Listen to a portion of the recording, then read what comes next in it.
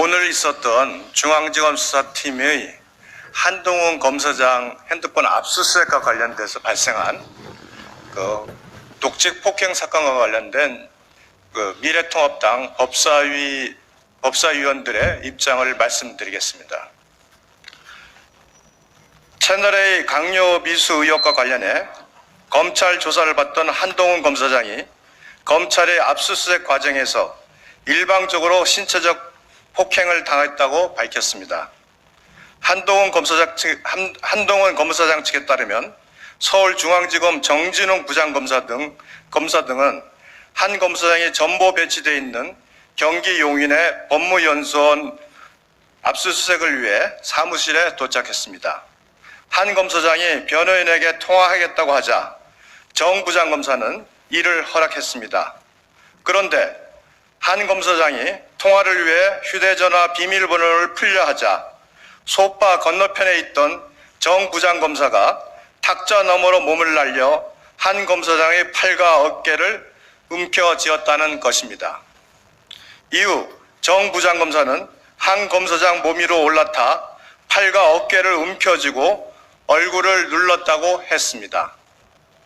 한 검사장 측은 공권력을 이용한 독직 폭행을 일방적으로 당한 만큼 법적 조치를 하겠다고 밝혔습니다.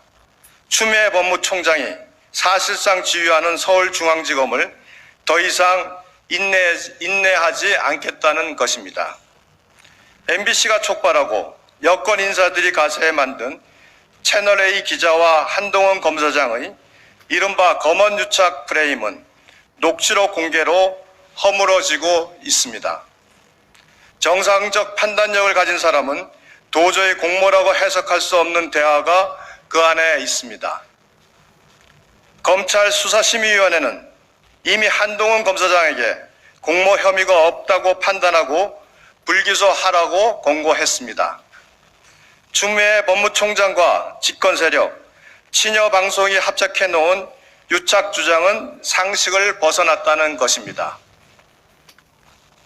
그런데도 추미애 법무총장이 사실상 지휘하는 서울중앙지검은 한 검사장에 대한 압수수색에 나섰습니다. 검찰 수사심의위원회의 불기소 공고 닷새 만에 현직 검사장 폭행이란 전무후무한 사건까지 추가로 만들어냈습니다. 서울중앙지검은 한동훈 검사장의 물리적 방해 등으로 정 부장검사가 넘어져 병원에 있다라고 해명했지만 한 검사장은 누구보다 압수수색의 절차와 과정을 잘 아는 사람입니다. 그런 사람이 전화를 거는 신용을 하면서 휴대전화 속에 담긴 증거를 인멸하려 했다는 엉성하기 짝이 없는 주장을 내놓은 이것 자체가 코미디입니다.